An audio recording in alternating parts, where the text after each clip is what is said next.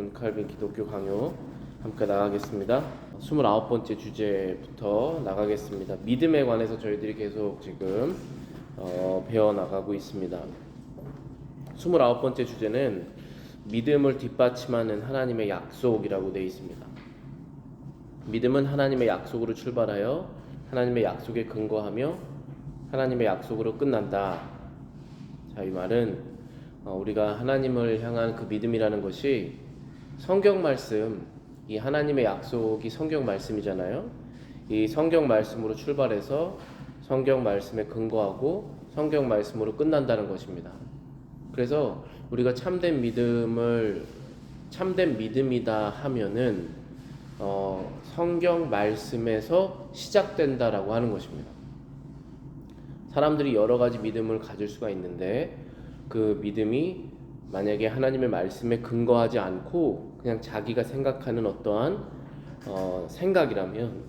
생각이라면 그 믿음이 시작됐다가 중간에 사라지거나 아니면 시작됐다가 이상한 곳으로 가게 된다는 것이죠.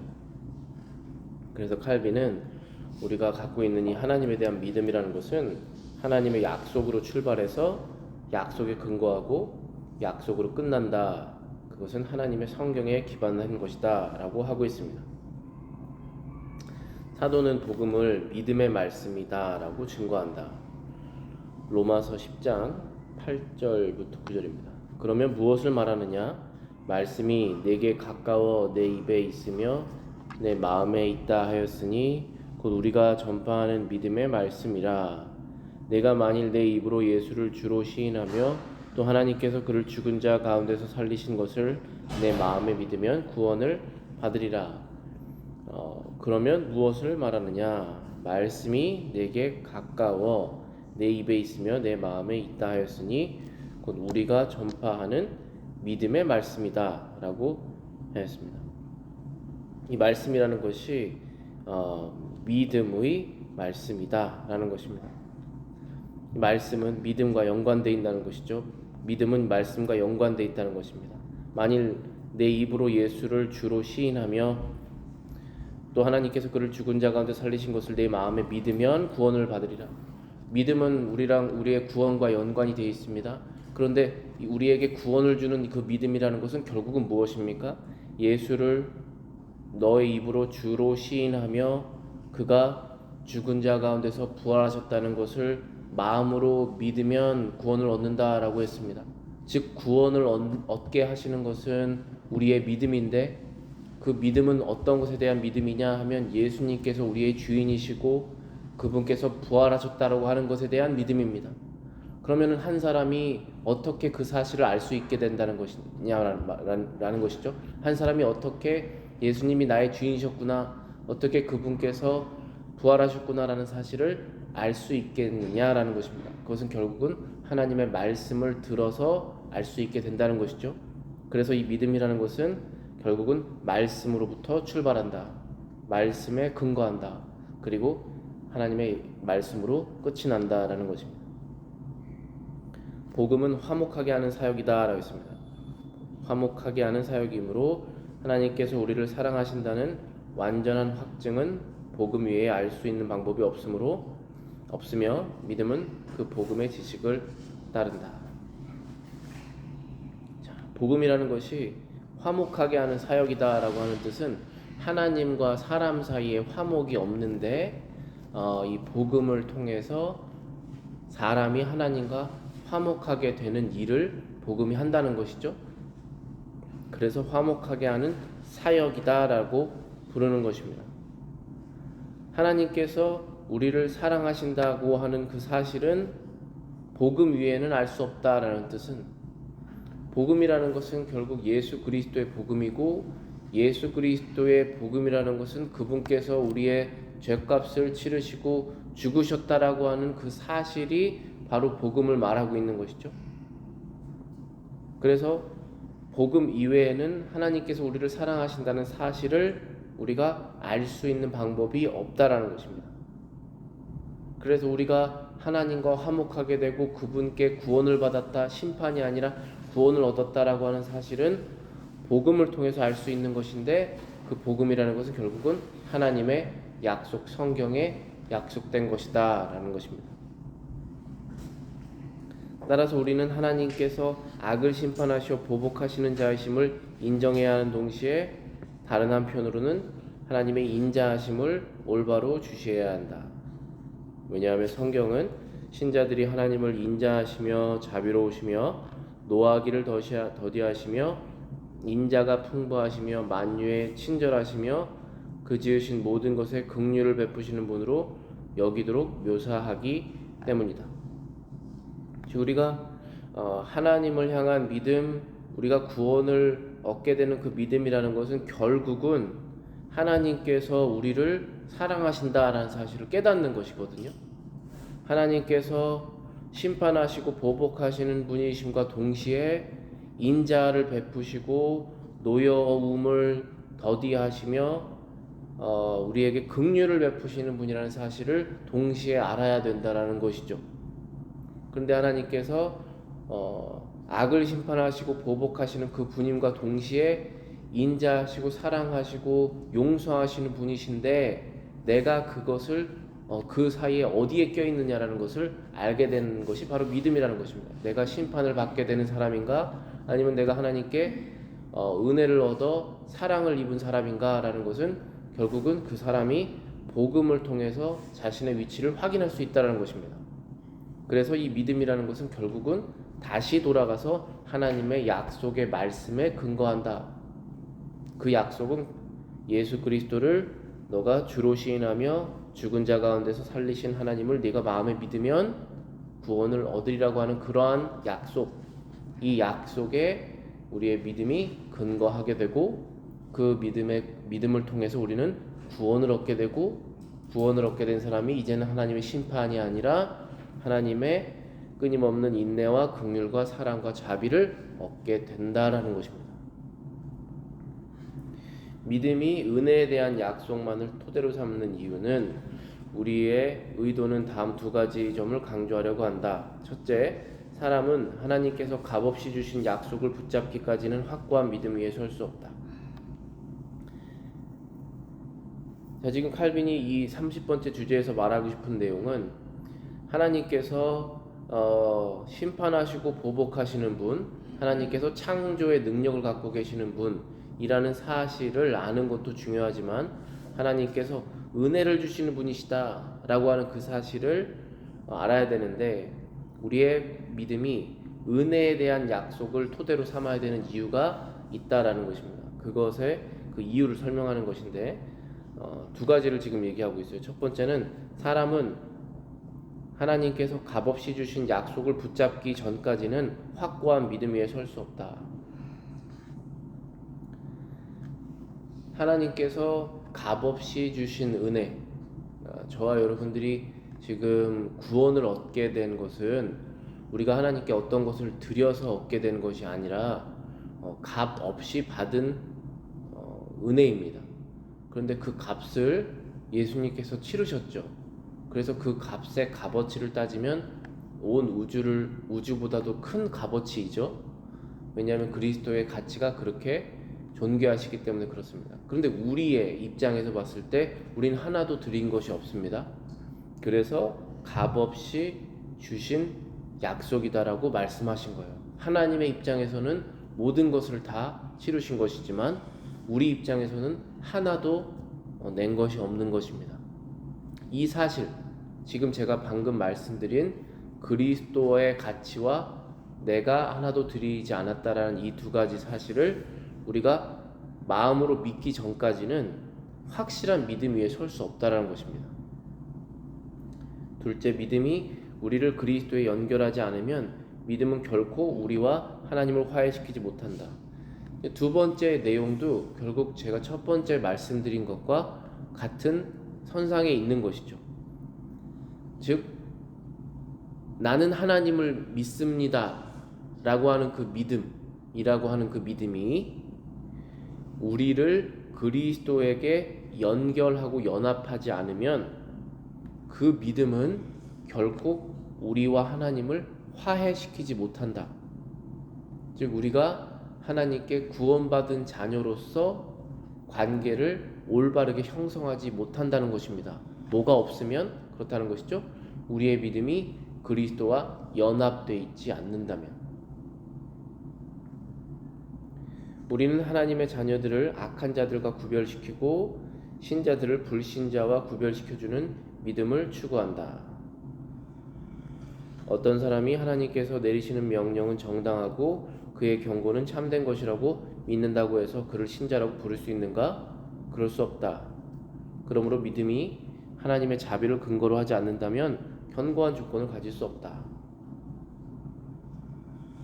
그거에 대한 칼빈이 지금 예를 들고 있는 것이죠. 우리는 하나님의 자녀들을 악한 자들과 구별시키고, 자, 여기서 악한 자들이라는 것, 하나님의 자녀들도 다 똑같은 죄인입니다. 그러나 예수 그리스도 안에서 구원받고 하나님께서 의인이라고 칭한 자들이 하나님의 자녀들이잖아요. 그래서 칼빈은 구분하기 쉽게 악한 자들과 하나님의 자녀들, 의롭게 칭함받은 자들, 이렇게 구분하는 것입니다. 신자를 불신자, 이건 너무나 쉽죠. 믿는 자와 믿지 않는 자를 구별시켜주는 믿음, 그 믿음이라는 것이 무엇인지 우리는 알기를 원한다, 추구한다 라는 것입니다. 예수님께서 오셔서 양과 염소를 나눌 때 그 기준이 뭐냐라는 것입니다. 딱 한 가지밖에 없는 것이에요. 그 기준은 그 심판을 행하시는 어린 양 예수 그리스도를 의지하는 믿음이 있었느냐 없었느냐, 그 차이죠. 어떤 사람이 하나님께서 내리시는 명령은 정당하고 그의 경고는 참된 것이라고 믿는다고 해서 그를 신자라고 부를 수 있는가? 자, 신자라고 하는 말이 말 그대로 믿는 사람이라는 뜻인데, 저 사람 믿는 사람이야 라고 우리가 부를 수 있느냐라는 것입니다. 비록 그 사람이 하나님은 창조주이시고 하나님은 심판하시는 능력이 있으시고 하나님의 심판은 정당한 것이야, 하나님의 경고는 참된 것이야, 내가 지금 이 받는 심판은 나의 죄 때문에 내가 받은 것이야 라고 말하는 사람이 있다고 가정을 해봅시다. 그런데 그 사람을 보고 우리가 저 사람은 믿는 사람이야 라고 말할 수 있냐라는 것입니다. 그럴 수 없다라는 것이죠. 왜냐하면 그 사람의 믿음은 하나님에 대한 심판은 믿고 있지만 하나님에 대한 구원, 예수 그리스도를 통한 구원은 믿고 있지 않기 때문에 그렇다는 것입니다.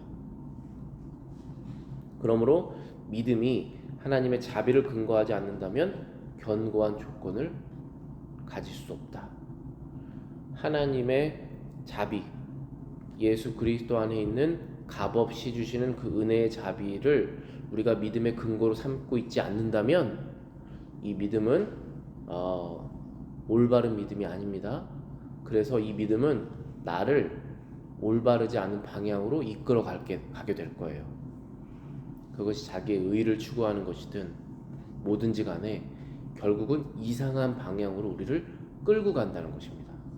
그래서 칼빈이 이 주제를 설명할 때 29번째 주제에서 제일 첫 번째 말한 문장이 우리의 믿음은 하나님의 약속을 근거로 출발한다.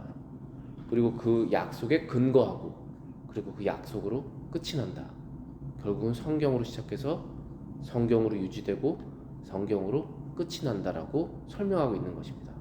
그런데 그 성경 중에 약속에 근거하는 것인데 약속 중에서도 심판의 약속과 구원의 약속이 있는데 특별히 구원의 약속에 우리의 믿음이 근거되어야만 한다라는 것입니다. 왜냐하면 심판의 약속은 대부분의 사람들이 다 마음속으로 알고 있기 때문에 그렇다는 것이죠. 구원의 약속은 대부분의 사람들의 마음속에 있지 않습니다. 구원의 약속은 우리 믿는 사람들은 예수 그리스도 안에 속한 사람들만 그 믿음을 갖고 있다라는 것이죠. 우리는 무슨 목적으로 믿음을 논하는가? 구원의 길을 찾고자 함이 아닌가? 그러나 믿음이 우리를 그리스도에게 접붙이지 않는다면 그것이 어떻게 구원하는 믿음이 될 수 있는가? 자, 여기에서 구원하는 믿음이라고 되어 있는데 영어로는 saving faith라고 되어 있습니다. 이 구절을, 이 phrase, 이 구를 자주 사용해요. 저희 개혁주의 교회에서는 그래서 여러분들도 이 구절을 잘 알아두시면 도움이 될 겁니다. 구원하는 믿음, 영어로는 saving faith라고 자주 표현을 합니다. 그게 왜 이렇게 표현을 하게 되냐면은 모든 사람이 다 믿음이 있잖아요. 모든 사람이 하나님이라고 하는 신이라는 존재가 있다라고 생각하고 그분은 정당하게 심판할 권리도 있다라고 생각을 하는데 그 두려움을 느낀 사람이 결국은 예수님을 믿어서 심판 대신에 구원에 이르게 됐냐라고 우리가 그것을 구분할 때 저 사람 세이빙 페이스가 있느냐 이렇게 말할 때가 있거든요. 그걸로 구분을 하는 것입니다. 저 사람 예수 그리스도를 믿느냐라고 하는 그 표현을 세이빙 페이스, 구원하는 믿음이 그 사람 마음속에 있느냐, 그것으로 우리가 교인을 판단하는 것이죠. 교인인지 교인이 아닌지를 그리스도에게 접붙이지 않는다면 우리가 무슨 목적으로 믿음을 논할 필요가 있느냐라는 것입니다. 어차피 각자 다 나름대로의 믿음이 있을 텐데 라는 것이죠.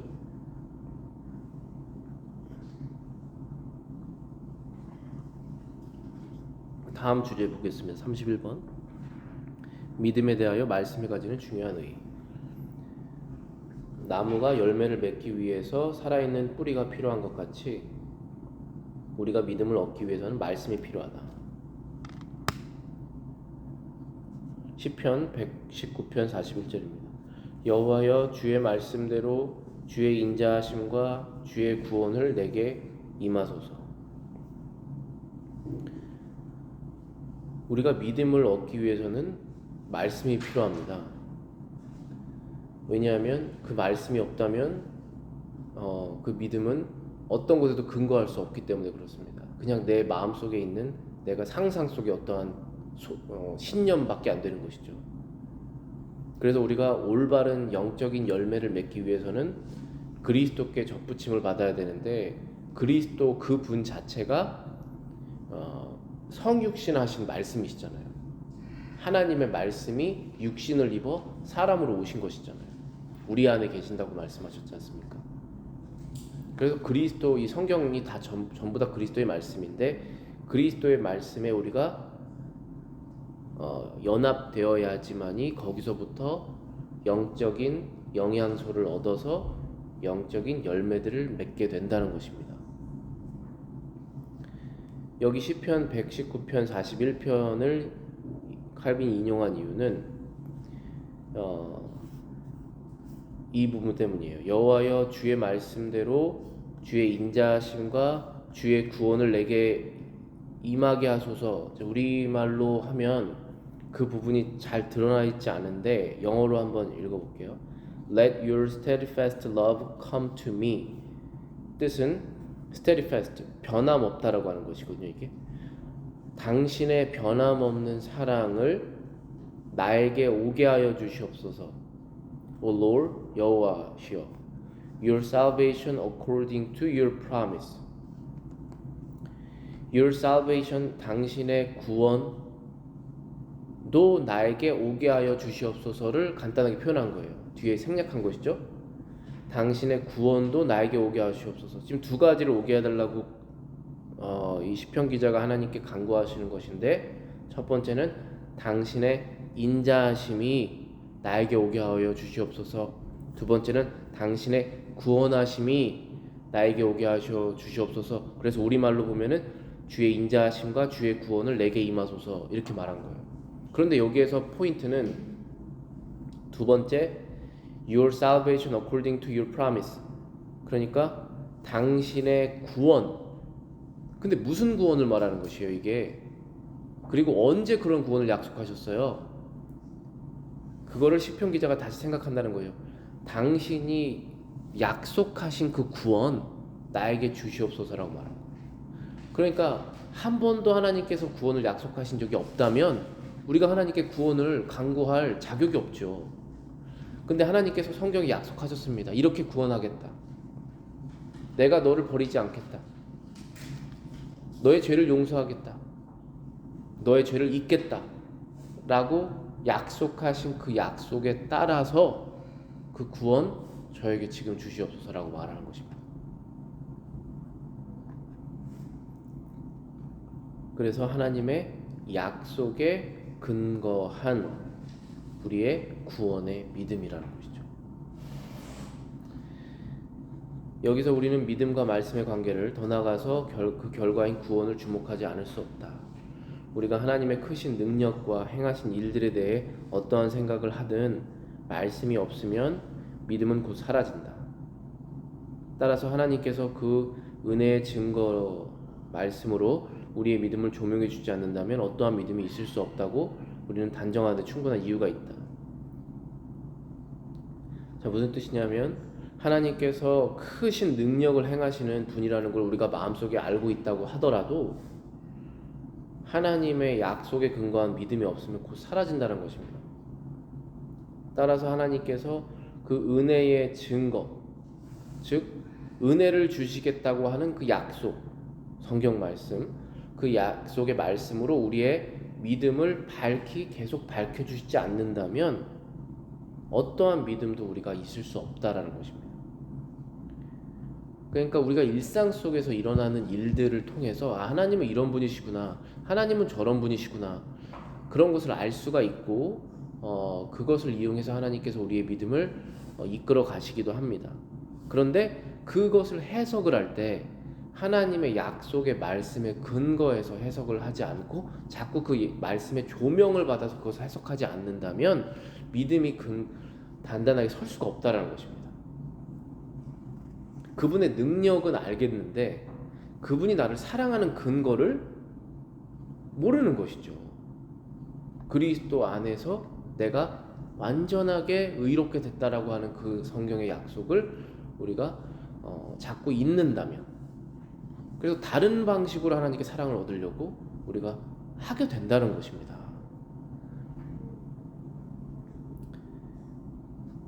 다음 문장에 좀 더 정확하게 나와 있죠. 그 부분이 하나님께서는 그의 백성의 마음을 제어하심으로 하나님의 말씀에 꾸준히 순종하도록 만드신다. 그렇지 않으셨다면 그들은 여러 가지 유혹을 인해 바른 길을 벗어났을 것이다. 하나님의 말씀으로 백성들의 마음을 제어하신다는 것입니다. 그래서 그 말씀에서 벗어나지 않도록, 벗어나려고 하면 우리가 매일 읽는 성경 말씀을 통해서 다시 돌아오게 하시고, 주일에 선포되는 하나님의 말씀을 통해서 다시 돌아오게 하시고 해서 벗어나지 않게 하신다는 것입니다. 어디에서 벗어나지 않는 것이죠? 결국은 이 말씀의 길에서 벗어나지 않게 된다는 것입니다. 그 말씀의 길이라는 건 결국 뭘까요? 예수님을 따르는 삶이라는 것이죠. 거기에서 벗어나지 않게 된다는 것입니다. 벗어나는 사람들이 많아요. 왜냐하면 하나님의 능력은 깨달았는데 어떻게 하면 내가 그분께 벌받지 않게 될까, 사랑을 받을까 하면서 여러 가지 유혹을 통해서 자기의 머리를 쓰게 됩니다. 그러면 하나님의 길에서 벗어나게 되죠. 여기에는 제가 공간이 적어서 쓰지 않았는데 칼빈이 어떠한 예를 들었냐면은 하나님께서 아이를 주시겠다고 약속을 하셨는데 그걸 기다리지 않고 첩을 통해서 아이를 낳게 되는 경우들이 성경에 많이 기록되어 있잖아요. 그것은 약속을 기다리지 않은 것이잖아요. 그런 식으로 우리가 하나님의 약속을 이루기 위해서 내가 뭔가를 해야겠다 라고 하는 정말 성경에 근거 없는 생각을 내가 해서 그 약속을 이루려고 한다는 것입니다. 그게 유혹이에요. 하나님께서 원하시지 않는 것입니다. 그래서 다시 하나님께서 하시기를 기다리면서 우리가 곁길로 빠져나가지 않도록 하나님께서 말씀을 우리의 마음속에 조명하신다, 비추신다, 깨닫게 하신다라는 것입니다. 마지막 32번째 주제입니다. 그리스도 안에서 실현된 믿음의 약속. 우리가 모든 약속을 그리스도와 관련시키는 데 이유가 있다. 사도는 복음 전체를 그리스도를 아는 지식 안에 포함시킨다. 다른 곳에서는 그는 하나님의 약속은 얼마든지 그리스도 안에서 이해가 되니 라고 가르친다. 우리 성경 말씀 전체가 예수님과 관련되어 있는 말씀이다라고 우리는 믿습니다. 어떤 거는 너무나 상징적이어서 이게 뭔지 예수님과 어떻게 관계되는지도 잘 모르겠고, 어떤 것은 너무나 해석하기 어려워서 예수님과 관계된지 모를 수 있지만 이 성경 전체는 다 예수님이시잖아요. 예수님 말씀, 예수님께서 말씀이 아예 사람이 돼서 오신 분이 예수님이시기 때문에 이 성경 자체는 다 예수님이란 말이에요. 그래서 사도는 복음 전체를 그리스도를 아는 지식이다라고 얘기를 했다는 것이에요. 예수님을 알면 성경 전체를 안다라고 얘기를 한 것입니다. 또 고린도후서 1장 20절에는 이런 말이 있어요. 하나님의 약속은 얼마든지 그리스도 안에서 예다, 예가 된다. 이게 무슨 말이냐면 영어로 보시면은 좀 더 쉽습니다. For all the promises of God, 하나님의 모든 약속들은 in Him, 여기서 Him은 예수님이세요. In Him are yes. 하나님의 모든 약속들은 항상 yes다. 그러니까 하나님의 약속들은 항상 이루어진다. 하나님의 약속은 거짓이 없다. 그런데 조건이 있죠. In Him. 그러니까 우리가 성경에 있는 약속을 갖고 하나님 저 이렇게 하면 뭐 하신다고 하시지 않으셨어요? 하면서 그걸 막 해요. 근데 그 안에 그리스도가 없어요. 내 마음속에. 그럼 그 약속은 이루어지지 않겠죠. 기도를 막 해요. 하나님 막. 그런데 이루어지지 않아요. 그 안에 그리스도가 없는 것입니다. 그래서 모든 약속은 항상 이루어지는데 그리스도 안에서 이루어진다는 것이죠. 곰곰이 생각을 해보셔야 돼요. 우리가 이러한 약속들 이루어졌었지. 이러한 약속 하나님께서 거부하셨지. 이러한 약속은 거부하셨는데 나중에 이루어졌지. 그것에 대한 공통점을 찾아보면은 항상 그 안에는 그리스도가 계셨다는 것입니다. 내 안에 그리스도를 향한 마음이 있었거나 없었거나로 하나님께서 약속을 이루시거나 이루지 않으시거나 그때를 기다리시거나 하셨다는 것이죠.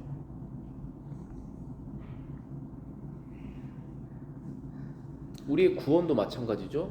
우리가 구원을 하나님께 받게 되는 것도 하나님을 믿으면 구원 주신다고 하시지 않으셨습니까? 그런 약속 하신 적이 없거든요.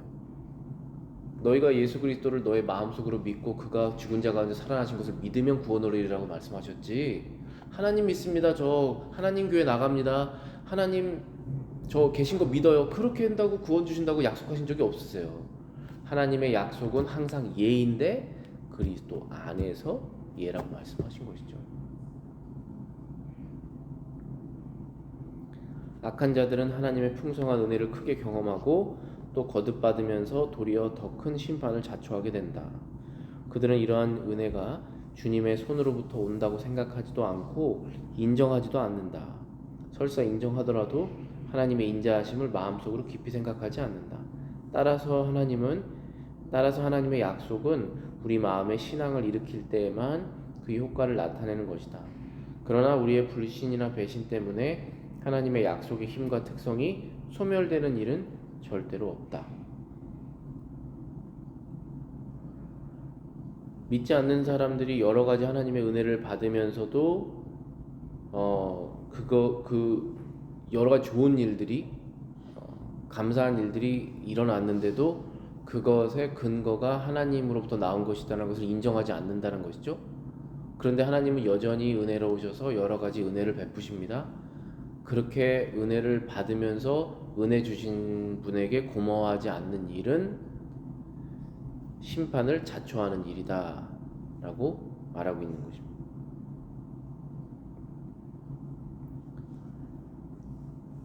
그렇기 때문에 하나님께서 우리에게 주시는 그 좋은 것들에 대한 약속은 우리의 마음속에 이것은 하나님께서 나에게 주시는 것이구나, 그분께서 나에게 주시는 것이구나 라는 그 믿음이 있을 때에만 효과를 나타낸다는 것입니다. 그러나 우리의 불신이나 배신 때문에 하나님의 약속의 힘과 특성이 소멸되는 일은 절대로 없다. 그러니까 이런 것이에요. 강대상에서 복음의 말씀이 선포가 되었어요. 그럼 어떤 사람은 그 마음을 열어서 그 말씀을 받아서 자기의 구원의 말씀으로 가져가는 사람이 있고 그렇지 않은 사람이 있죠. 근데 그렇지 않다라고 해도 그 말씀의 능력이 상실되는 것은 아니죠.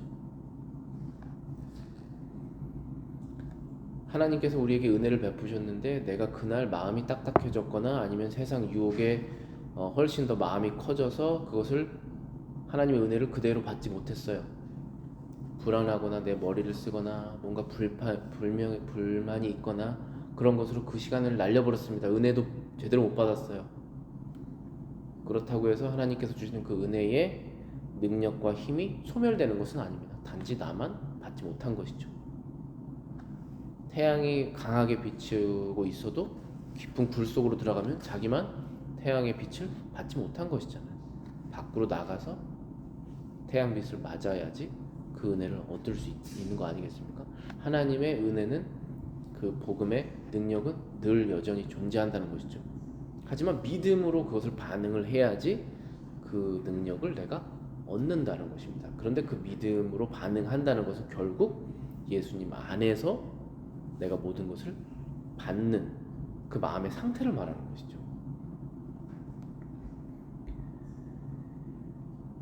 우리는 모든 약속이 우리에 대한 하나님의 사랑을 증거한다는 요점으로 돌아가야 한다. 이 성경에 있는 모든 약속이 하나님께서 우리를 사랑하신다고 하는 그 증거로 돌아가야 된다는 것입니다. 그런데 그리스도를 떠나서는 아무도 하나님의 사랑을 받을 수 없다는 점을 우리는 논의할 여지가 없다. 그러니까 저와 여러분들이 우리가 그리스도와 상관이 없는 사람이라면 하나님의 사랑을 받을 자격이 없다라는 것입니다. 그것은 더 이상 논의할 필요가 없다라는 것이죠. 하나님의 심판을 받을 자격은 있어요. 저희가 하나님의 심판을 받아야만 합니다. 그런데 하나님의 사랑을 받을 자격은 없는 거예요. 왜냐하면 하나님은 거룩하시고 우리는 죄인이기 때문에 그렇습니다. 그런데 그리스도 안에 우리가 있다면 하나님의 사랑을 받을 수 있게 됐다라는 것입니다. 이것은 바울이 그의 사랑하는 자 안에서 우리가 은혜를 받는다. 여기서 하나님께서 사랑하시는 자는 예수님이시죠. 에베소서 1장은 처음부터 끝까지 하나님께서 사람을 창세전부터 예수님을 통해서 구원하시겠다라는 것을 작정하셨다는 내용을 담고 있는 것이 에베소서 1장이에요. 거기에서 6절에 그의 사랑하시는 자 안에서, 그는 하나님이시죠. 사랑하시는 자는 예수님이시죠. 하나님께서 예수님 안에서 우리가 은혜를 받는다. 우리가 은혜를 받게 된다는 것입니다. 그러므로 그리스도께서 친히 중재하실 때에 아버지의 사랑은 흘러나와 우리에게까지 미친다. 따라서 우리는 어떠한 약속이 우리에게 제시될 때 반드시 그리스도를 주목해야 된다. 모든 좋은 것들, 이 일상에 필요한 모든 좋은 것들을 포함해서 우리의 영원한 구원과 영생에 관련된 모든 것들에 대한 약속을 우리가 얻게 됐을 때 어디를 우리가 바라봐야 돼요? 그리스도를 바라봐야 된다는 것입니다. 물론 그리스도가 십자가에서 죽으신 그 단편적인 그 순간을 바라볼 수도 있지만 그것만으로는 충분하지 않아요. 왜냐하면 지금 세상을 심판하시는 자리에 위치하고 계시고 영광스러운 모습으로 계신 그리스도도 동시에 바라봐야 되죠. 그리스도 전체를, 낮아지신 모습, 높아지신 모습 전체를 바라봐야 된다는 것입니다. 그래서 우리가 천주교에 가면 십자가에 예수님 못 박히시는 그 모습 많이 달려 있잖아요. 그런 거 우리가 안 하는 이유가 단편적인 것이에요. 단편적인 지식만 가지고 우리가 따라가다 보면 우리가 곁길로 빠질 수가 있습니다. 전체적인 것을 봐야 되는 것이에요. 창세부터 계시고 마지막까지 계시는 그 변함없으신 예수 그리스도, 낮아지신 높아진 모습 전체를 주목해야 된다. 언제 주목해야 됩니까? 내가 하나님께 하나라도 사랑을 얻었을 때, 하나님께 하나라도 은혜를 얻었을 때, 이것은 나를 바라보면 안 되죠. 내가 뭐 해서 왔구나 이렇게 바라보면 안 되잖아요. 이것은 하나님께서 그리스도를 사랑하셔서 나를 이렇게 좋은 걸 주셨구나 라고 올바르게 우리의 신앙이 나아가야 된다는 것입니다. 그러므로 바울은 우리에게 하나님의 모든 약속이 그리스도 안에서 확증되고 실현된다고 정당하게 가르친다. 내가 말하노니 그리스도께서 조상들에게 주신 약속을 견고하게 하시고, Now I say that Jesus Christ to confirm 확실하게 하신다 the promise made to the fathers 우리 조상들 신앙의 조상들이죠. 그 조상들에게 약속하신 것들을 확실하게 하시는 분이 그리스도시다. 성경의 구약의 약속들, 신약의 약속들, 이 약속이 확실한지 어떻게 압니까? 믿지 않는 사람이 그걸 믿지 않는 것이잖아요. 천국이 있다, 부활을 하게 될 것이다, 그리스도를 마음으로 믿고 구주로 고백하면 구원을 주신다고 하셨다. 심판을 하시지 않는다. 다 약속이잖아요. 이게 가나안 땅처럼 상징되는 하나님의 천국의 땅이 있다, 너의 집이 있다, 예수님께서 다시 오신다고 했다. 이 약속이잖아요. 다 하나님께서 아브라함에게 주신 그 이삭을 통해서 모래알처럼 주시는 그 자녀들 중에 하나가 바로 우리가 된 것이다. 이 약속이잖아요. 그 약속을 어떻게 믿냐라는 것입니다. 그것을 확실히 하시기 위해서 예수님이 오셨다는 것이죠. 그래서 성경에 있는 모든 약속은 예수님 안에서 실현되었다. 그리고 실현되고 있다. 앞으로 실현될 것이다. 예수님 안에서 실현되는 약속이다. 이렇게 말하고 있는 것입니다. 기도하겠습니다.